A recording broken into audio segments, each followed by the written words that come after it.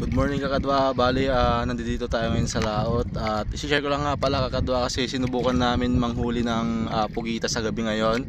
So ito nga naswertehan namin at nakakuha kami ng pugita sa gabi at mga 4 AM na kami ng umaga na 4 AM na ng madaling araw. Sinubukan lang namin kasi dito sa amin wala pa pong nakukuha na pugita sa gabi.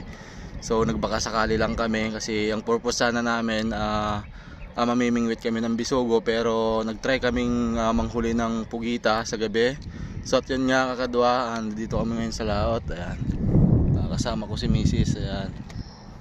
Ayan, papakita ko lang yung nahuli namin kakadwa. At ito po. So bali ito nga pala yung nakuha namin na pugita sa gabi kakadwa. Ayan.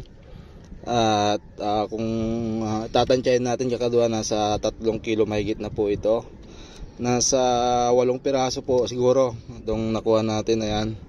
So ayan, hindi natin nakalain kakadwa na sa 4 AM ng madaling araw makakahuli pa tayo ng ganitong karami. So first time lang po lumabas yung pugita sa gabi dito sa amin at wala pang benta dyan sa mga palengke at wala pa rin nakukuha. So talagang sinubukan lang namin kung meron na talaga kasi Marso na.